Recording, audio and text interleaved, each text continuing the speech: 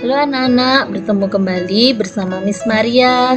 Kali ini kita sudah masuk ke tema 8, subtema 2, pembelajaran 1 ya anak-anak.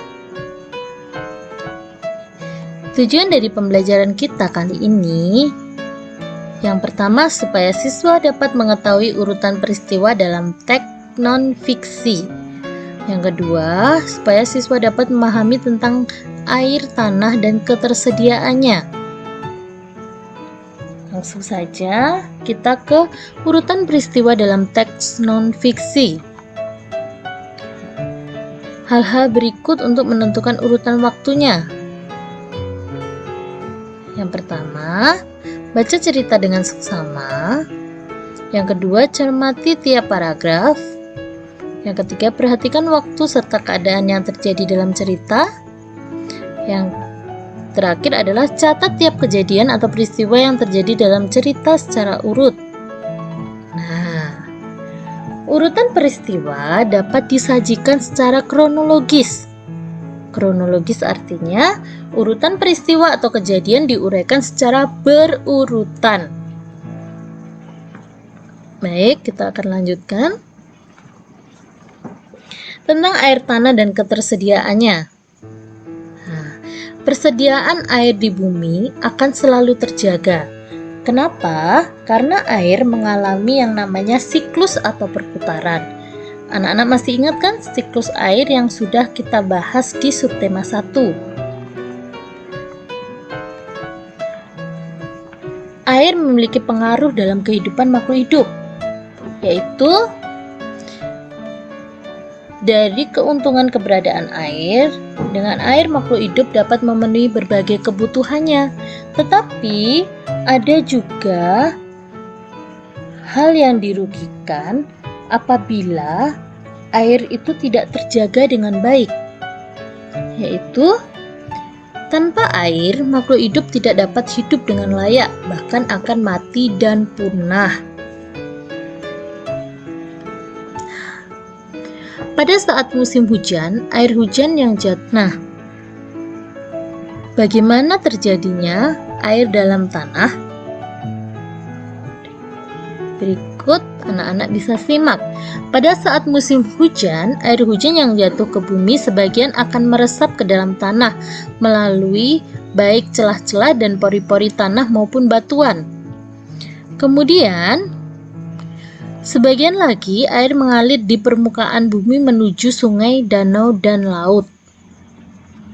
Lalu, air yang meresap ke dalam tanah akan menjadi air cadangan atau sumber air tanah.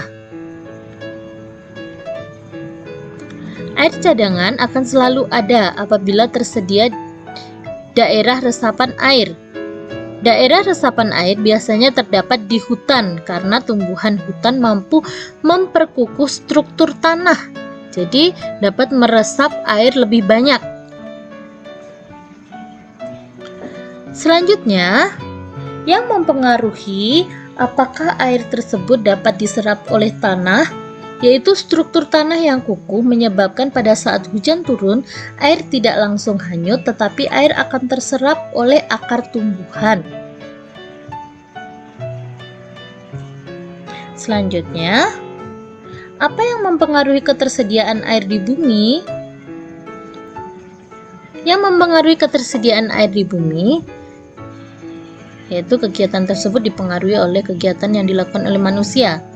Yang pertama karena penebangan hutan secara liar, kemudian membuka lahan pertanian, membuka perkebunan, membuka perumahan, dan industri. Nah, beberapa kegiatan ini dapat mempengaruhi ketersediaan air di bumi.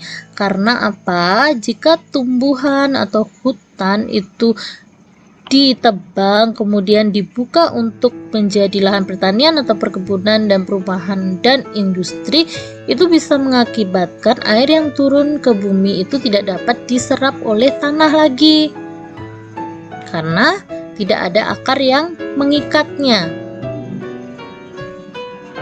Selanjutnya, Beberapa cara yang dapat dilakukan untuk menjaga keberlangsungan siklus air agar ketersediaan air tanah tetap terjaga sebagai berikut.